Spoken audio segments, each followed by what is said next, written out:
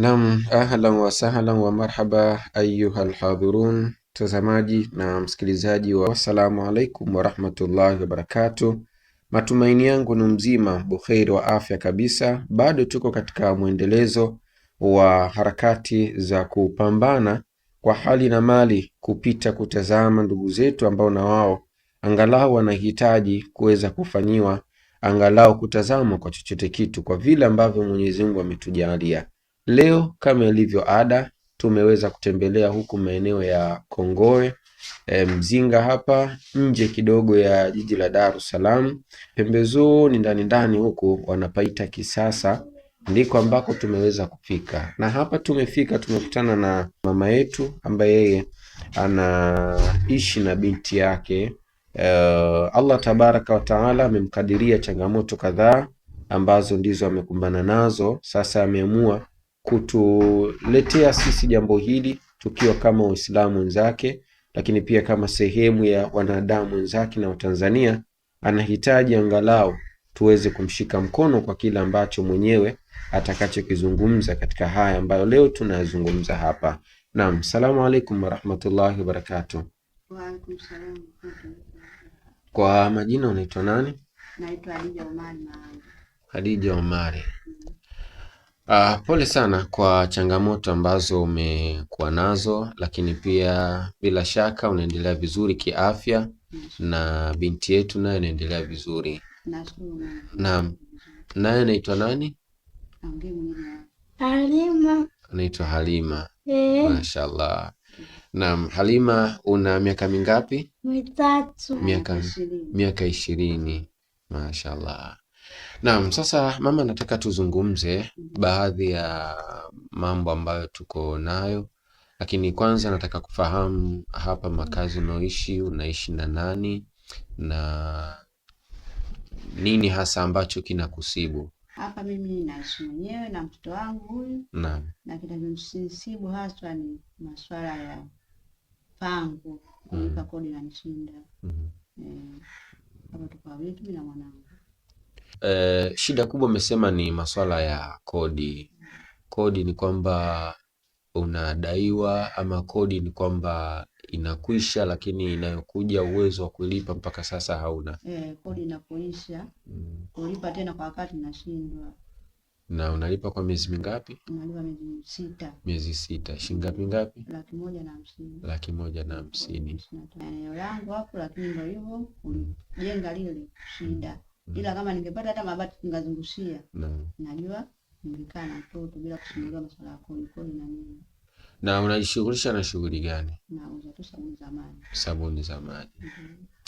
Naam, sasa pia una binti yako huyu, licha ya kwamba una changamoto hiyo ya masuala ya kodi, na naamini watu wameasikia vizuri.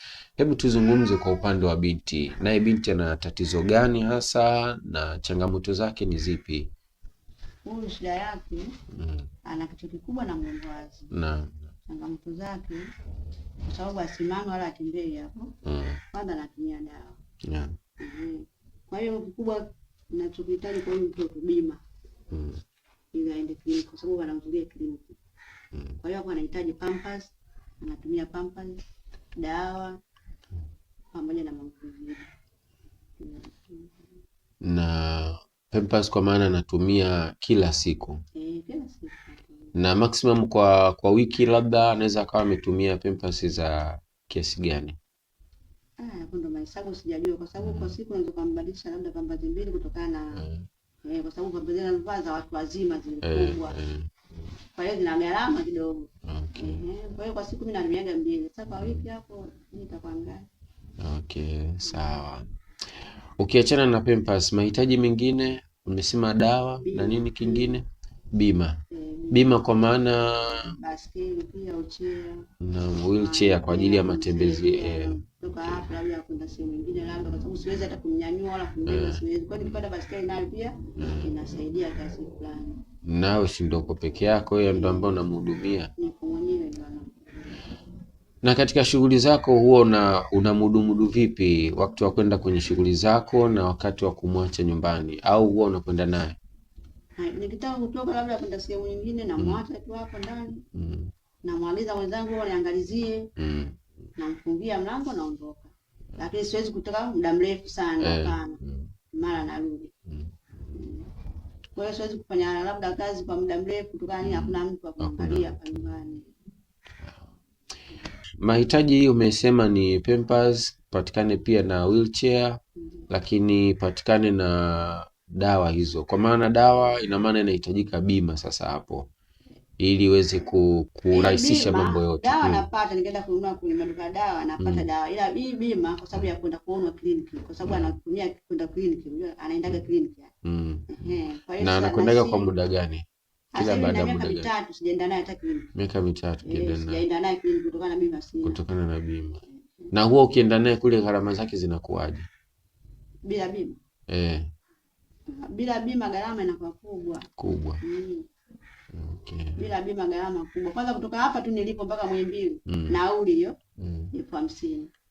Ina maana bajaji kuchukua hapa, kwa sababu bodaboda usiwezi kwenda naye mpaka kule. Lazima uchukue bajaji. Kwa hiyo bajaji kutoka hapa 25 kwenda na kurudi 50,000. Kama kule hauna bima, kule pale dirishani ukifika mapokezi ulipie. Kwenda kumwona daktari ulipie. Yaani kila hatua zile unatakiwa ulipie. Kwa hiyo bima muhimu. Na kama bima huna, mimi siwezi. Na kwa watu wote ambao wana watoto kama hao wanakiwa wananielewa. Uwezi, gharama kubwa. Kwa hiyo una miaka kama 3 ukienda naye. Anatumia tu dawa, kwa hiyo anastuka tu, ukiongea kwa nguvu hivi anaanguka hivi, anastuka hivi. Ukipita tu hivi anastuka hivi, anaanguka kwa sababu hajaona na madaktari. Dawa hizo unampa tu, huwezi kujua hizo dawa saizi zimefikia hatua gani nini, yaani mimi na kazi ya kumpa tu dawa. Na bima yake inagharimu kiasi gani kwa ambavyo ulivyoambiwa? Bima 480,000. 480,000. Nipatia juzi hapo kama na mwezi sasa hivi nipatia NIDA yake manake. Gharama yake ndio hiyo 480,000.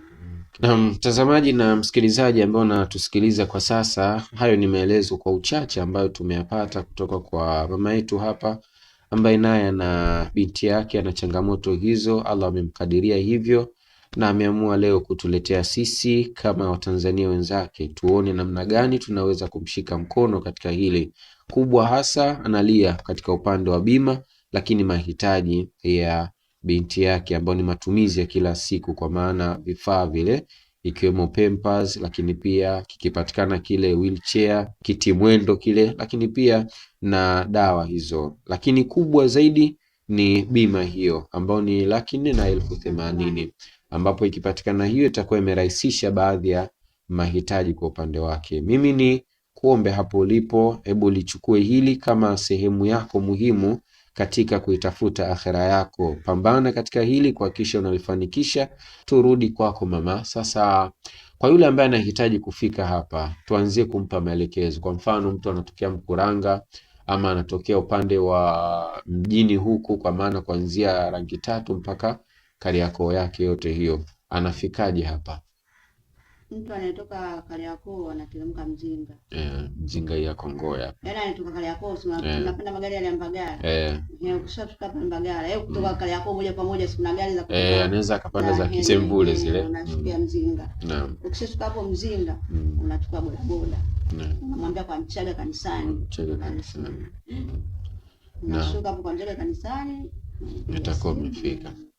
Na sasa tumtajie nambari yako ya mawasiliano ili sasa anayekuja aweze kuwasiliana na wewe, ima mwingine labda yuko nje ya Tanzania ama yuko mbali, anasema nami nahitaji, nimeguswa katika hilo, anakupataje kwa nambari yako? Namba yangu ya simu. Naam. 06 58 59 80 41. Itaje tena? 06 58 5980 mwisho 41. Naam, shukrani sana mtazamaji na msikilizaji. Hayo ni maelezo kwa uchache ambayo tumeyapata hapa, na bila shaka utakuwa umeguswa katika hilo.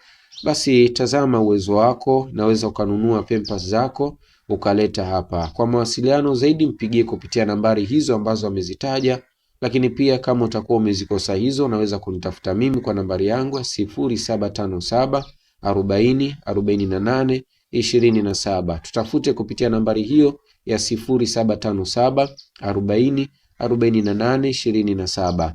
Tuje tumshike mkono, tuje tufanikishe na yeye angalau aweze kuwa katika hali iliyokuwa nzuri ya kumstiri binti yetu huyu. Kutokea huku Kongoe, Kongoe wapi? Mzinga. Kongoe Mzinga Kisasa. Hapo tulipo Kisasa. Kutokea huku Kongoe Mzinga Kisasa, hatuna la ziada leo hii. Mimi ni Sheha Makame, nikutakia usikivu mwema na utazamaji mwema wa vipindi vinavyoendelea. Wabillahi tawfik, wassalamu alaikum warahmatullahi wabarakatuh. Ma salam.